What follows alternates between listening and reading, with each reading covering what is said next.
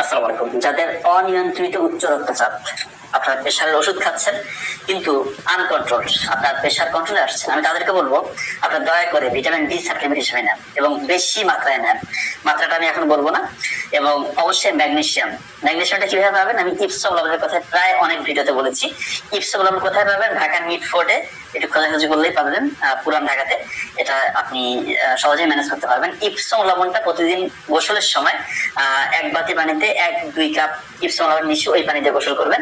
এতে কি হবে? ভিটামিন ডি এবং ম্যাগনেসিয়াম, এই যে দুইটার কথা বললাম, এই দুইটা আমাদের ব্লাড ভেসেলটাকে, রক্তনালীটাকে প্রসারিত করে। আমরা জানি যে রক্তনালী সংকুচিত হলে ব্লাড প্রেশার বেড়ে যায়, রক্তনালী প্রসারিত হলে ব্লাড প্রেশার ইনশাআল্লাহ অনেক কমে আসবে। আপনারা যেটা অ্যান্টি হাইপারটেনসিভ যে মেডিকেশন গুলো নিচ্ছেন এটা তো নিবেনই, এর পাশাপাশি আমি বলবো অবশ্যই আপনাকে এই উচ্চ মাত্রায় ভিটামিন ডি এবং ম্যাগনেসিয়াম যেটা ইপসম লবণ আছে সেটা আপনাকে অ্যাপ্লাই করতে হবে।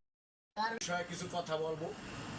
এই যে কেলা, এগুলো খাইলে ঠিক আছে শরীর চাঙ্গা থাকবে, শরীরের ক্যালসিয়াম প্রোটিনের ঘাটতি এটা কমাই দেবে, ঠিক আছে। কেলা এরকম জিনিস, এটা ভাই ন্যাচারাল, ঠিক আছে, ন্যাচারাল মাল, ঠিক আছে।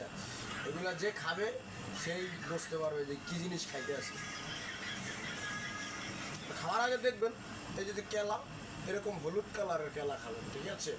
গ্রিনগুলা খাইয়েন না, ঠিক আছে। গ্রিনগুলো এগুলো আবার আফ্রিকান, এগুলো আফ্রিকানরা যারা খায়, হলুদগুলা এশিয়ানদের জন্য।